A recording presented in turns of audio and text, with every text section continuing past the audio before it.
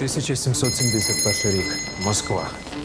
Лише якихось 10 років тому Данило Сушковський, якого ми краще знаємо як Данило Самойлович, закінчував Києво-Могилянську академію.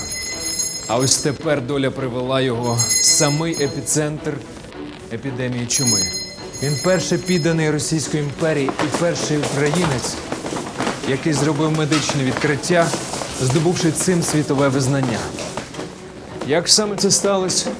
Влітку 1771 року 29-річний лікар Чернігова Данило Самойлович захворів на чуму. У тому, що він захворів, не було нічого дивного. Він знаходився серед тисячі хворих в самому епіцентрі чуми. А от те, що він одужав, Самойловича здивувало. Саме це здивування і приведе його до світової слави. Летальність бубонної чуми в той час становила 95%. І навіть ті, хто все ж виживав, хворіли довго і важко, тижнями перебуваючи на межі життя і смерті. А тут усього кілька днів без особливої важкості та з повним одужанням. Один день його мучили слабкість та головний біль, потім біль у паху, там виник один чумний бубон, але за тиждень і той розсмоктався. І все. Надзвичайно легкий перебіг для такої хвороби. При тому, що підлікарі гинули один за одним. За кілька місяців померло троє. Отже, Самойлович задався питанням, чому всі навколо вмирають, а він одужав, та ще й перехворів настільки легко. Будь-хто інший був би щасливий, а Самойлович здивувався. Дивне відчуття для людини, що мала померти, чи не так? Але давайте розберемось, що ж таке бубонна чума і як вона переноситься. Сьогодні ми знаємо, що цю хворобу викликає чумна паличка, яку переносять блохи. Про чумну паличку і бліх за часів Самойловича не знали. Взагалі нічого не знали про здатність мікроорганізмів спричиняти інфекційні хвороби. Чумну паличку відкриють тільки через 120 років. Про род бліх дізнається ще пізніше. Чума в 1771 році являла собою велику страшну таємницю. Знали достеменно лише одне. Бачиш бубон – усе. Це чума. Бубон – це таке потовщення пухлини під шкірою завбільшки або маленьке яблуко, або невеличкий томат. Він заповнений гноєм з великою кількістю чумних паличок. І він є надзвичайно болючим. Бубон – головна ознака бубонної чуми. Медики, нічого не знаючи про хворобу, реагували на ту єдину зовнішню ознаку, що була добре помітною. Підлікарі, тобто помічники лікаря, обробляли бубони припарками, щоб ті швидше дозріли, відділилися від навколишніх тканин. Здавалося б, немає нічого дивного в тому, що люди, які весь час контактують з хворими, гинуть від чуми. Але якщо так подумати, саме лікар піддавався найбільшому ризику, адже після дозрівання саме він розтинав бубон і пальцями вичавлював із нього гній. Саме лікар буквально копався в чумному гної у мільйонах чумних паличок. А лікар Самойлович вижив. Це було зрозуміло, це було навіть якось дивно. Сотні років лікарі бачили чуму. Сотні років вони бачили, як гинуть майже всі, хто на неї захворів. І гинули самі. Але іноді лікарі ставали свідками чуда. Хтось виживав. За такого щасливця раділи, але ніхто ніколи не питав себе чому. Це мав бути саме Самойлович, щоб поставити таке запитання.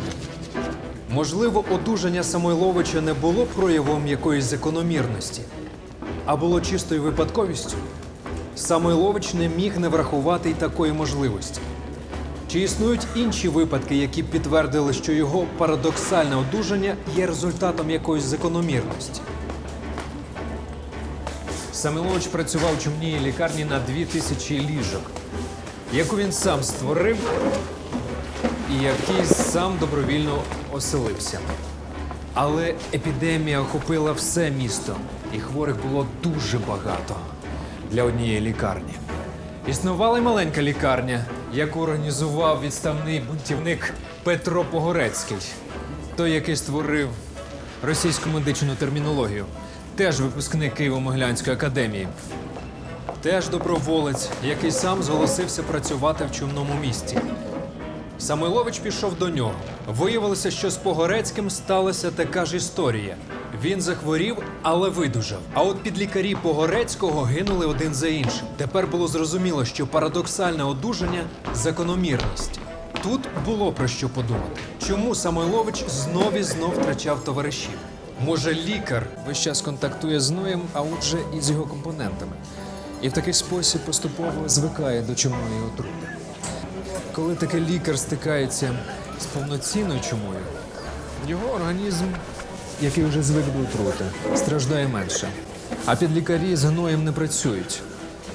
І тому чума в них протікає так само важко, як і в інших.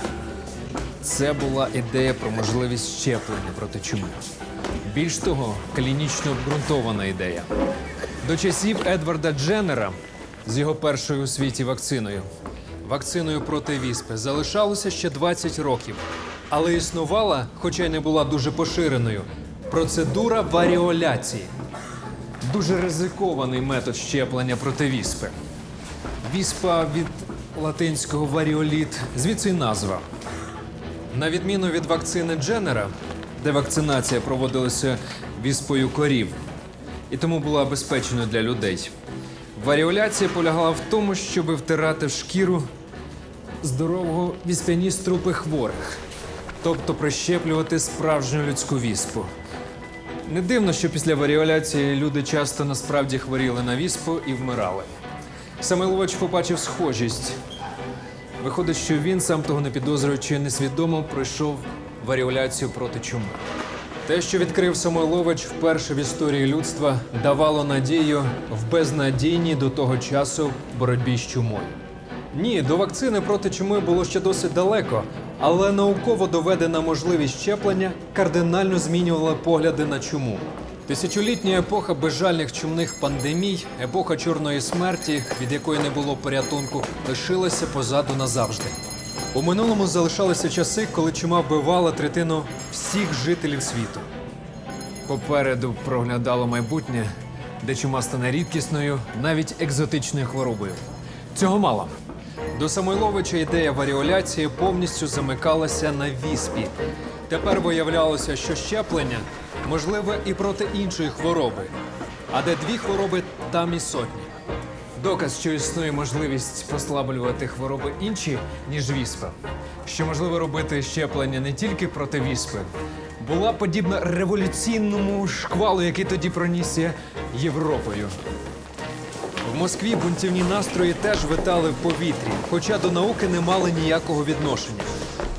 Епідемія чуми набирала силу. Вона вже призвела до смерті близько половини всіх жителів міста. Спалахнув чумний бунт.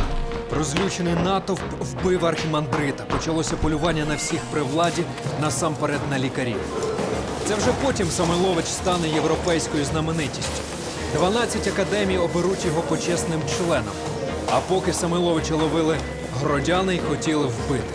У таких умовах Катерина II направила до бунтівного міста свого фаворита графа Григорія Орлова. Той вирішив, що треба порадитися зі спеціалістами, включно із Самойловичем.